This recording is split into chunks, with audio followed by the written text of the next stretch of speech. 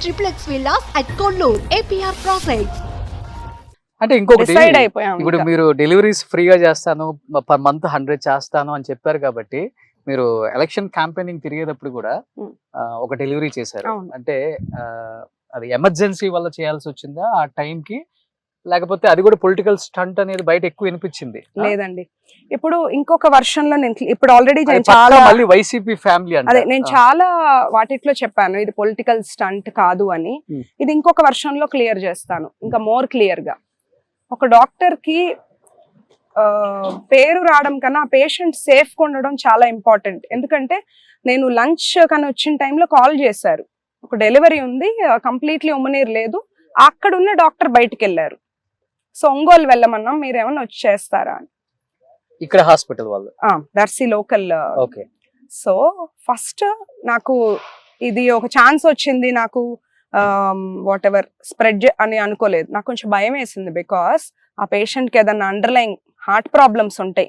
కొన్నిసార్లు మేము చూస్తుంటాం కదా, సర్జరీస్ చేసేటప్పుడు సడన్ గా హార్ట్ అరెస్ట్ అవుతుంటారు, మన గుడ్ అనెస్టిక్ టీమ్ ఉండాలి, నాకు ఆ క్యాపబిలిటీ ఉండాలి. ఒక్కొక్కసారి ఆగకుండా బ్లీడింగ్ అయితే మేము ఇంకొకరు సపోర్ట్, ఈ టీం అంతా ఉన్నారా లేదా అని నేను చాలా భయపడి, ఎందుకంటే అక్కడ గనక నేను హడావిడిగా వెళ్ళిపోయి ఏదో పేరు కోసం ఒక స్టెప్ వేసానంటే నా పాలిటిక్స్ నా ప్రొఫెషన్ రెండిట్లో నాకు ఒకది బ్యాక్ క్లాష్ అవుతుంది.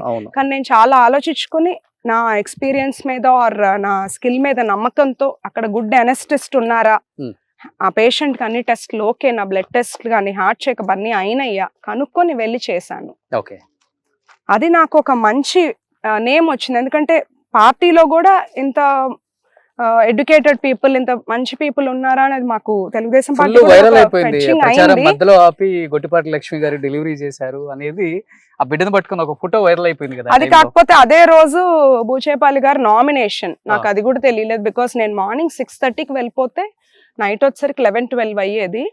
సో నామినేషన్ కన్నా ఇది కొంచెం వైరల్ అయ్యేసరికి ఒక ఐ థింక్ మీ సుమన్ టీవీ ఇంటర్వ్యూలోనే అన్నారు పొలిటికల్ స్టంట్, నా నామినేషన్ చూసి కావాలనే ఒక డెలివరీని తెచ్చుకొని చేసామని.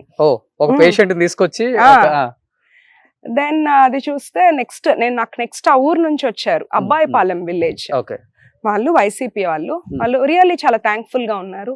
నేను తర్వాత మళ్ళీ ఆ ఊరు ప్రచారంకి వెళ్ళినప్పుడు కూడా వెళ్ళి ఒక ఆ బేబీని అంతా చూసి వచ్చాను.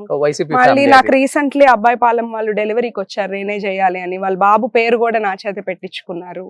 అట్లాగా